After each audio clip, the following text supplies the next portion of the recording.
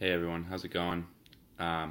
Reason for this little YouTube video is because I'm feeling a little bit under the weather today, and I want to keep my promise about presenting on Thomas Aquinas. So I'll not be in class. Hope you guys enjoy my video about Aquinas, and hope you guys learn something. So I'm going to go over the 10 points. So I'll start with number 1, which is who, complete name, Thomas Aquinas, or I had to look it up, but I looked up how to say his name in Italian, which is Tommaso di Aquino. Number 2 is where. So Thomas Aquinas was born in a family castle in the Lazio region of Italy, which is south of Rome and Naples. It's actually pretty close to where my family originated from, where my dad came from.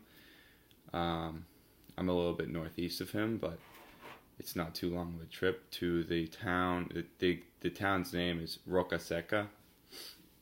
And I couldn't find any special eating, special kind of foods from Roccasecca Manos, but I thought in my head when you asked me to bring that up, I figured everyone is either vegan or vegetarian in the class, so I thought that was kind of funny, and I couldn't really think of anything, so I'm sorry for that. But moving on to number 3, which is when. I couldn't really find the exact date, but I know he was born in 1225, and he died on March 7th, 1274. So he only lasted he was 49 years old when he died, which raises question to me.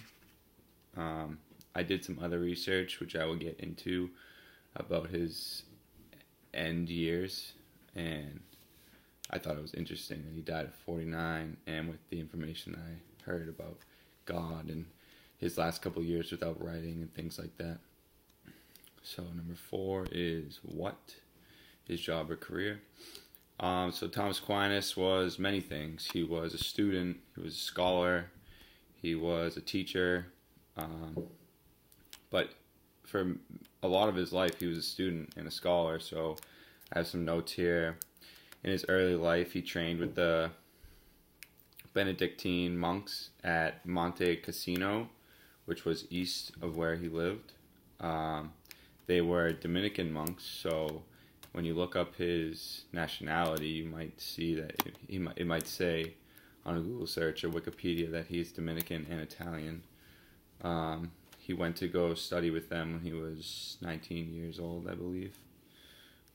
He also studied in Naples. He studied a lot of Aristotle's work, and you'll see a little trend with Aristotle in his books or works. Also, Aristotle, influences his own exploration, thinkings, and philosophy. He studied at the University of Naples. So the next point will tie into number 5, which is whimsy, which is unusual, dramatic, or humorous facts or legends about him. So when he was of age, 18, 19 years old, he didn't want to stay at the castle anymore, didn't want to study around his family. He wanted to go train with these Dominican monks at the monastery, and he left home, and eventually his family found out. They didn't appreciate it. So number 5, which is whimsy, I found it funny that his family actually came and captured him and kidnapped him, and they held him captive in their castle, or their home, whatever you want to call it, for a year's time. So I thought that was pretty crazy. Another one was him running away from home to go train with the Dominican monks. He was also called a dumb ox. That was his nickname, which I found on an outside source, so don't quote me on that, but it said that he was very smart but shy, so they called him a dumb ox. Another peculiar thing I found, which is more recent, but in 1969 they changed the day of his feast, because on his death day, March 7th, it falls under Lent, so they changed it to January 28th, which is in 3 days. I think that's Saturday. So everyone celebrate Thomas Aquinas' feast day that day. So number 6 is which what was his most famous book.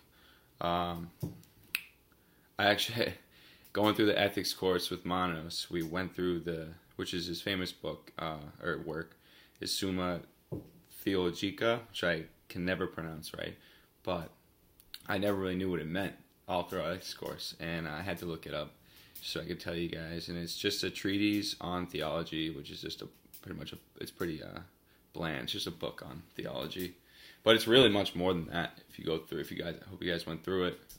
I did a little extra on it from what I did previously in ethics.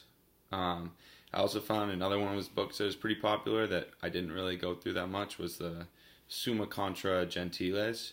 And I think this has a cool meaning. It's the book on the truth of Catholic faith. Maybe we'll get into that, I don't know.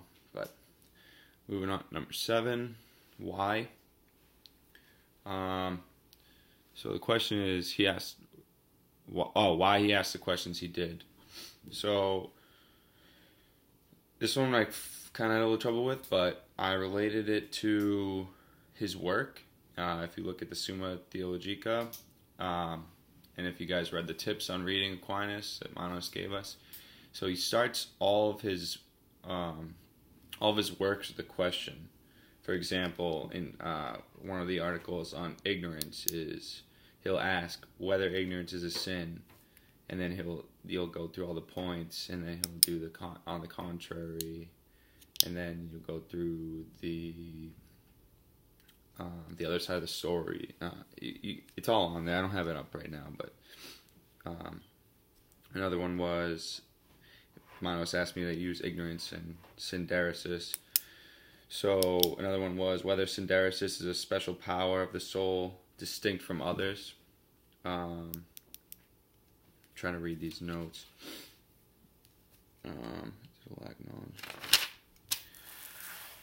That's all I really have for 7.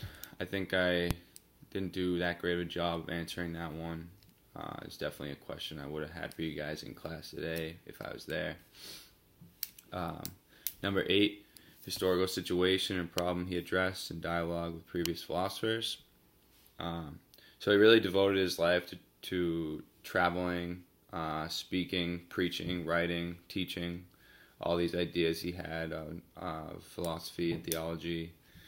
The historical situation was the relationship between philosophy and theology.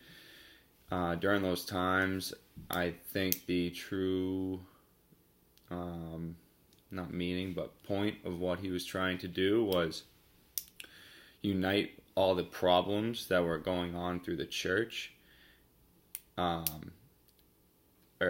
going on through the people's minds in the church and their minds outside of the church, like naturally, like what they're sensing outside and what they're sensing in the church. And he was trying to make a comparison and like just see.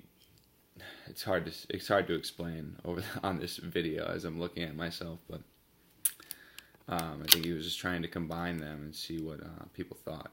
And I think that's why he opens up with so many questions too, to get other people's minds going, brainstorming and thinking about them, and trying to find the most ethical or philosophical answer to these questions. So number 9 is the big idea. So I think his big idea was, which I just kind of talked about too, but it was trying to prove God's existence, especially with incorporating all the philosophy that we're learning. I think a bunch of his large ideas were faith, reason, and revelation. So last but not least is number 10. It's famous quotations. I found 2 that I really liked. I had to Google search these as well. But one of them is, "There is nothing on this earth more to be prized than true friendship." I thought it was a special quote. I said it to my mom before bed, and she laughed and smiled.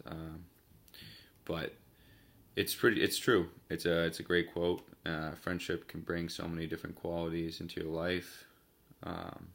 And the second one is, "The things that we love tell us what we are." Another great quote. I'll let you guys talk about that. So that's it. Those are the 10 points I went over. I want to touch up about my reflection, which I posted the other day.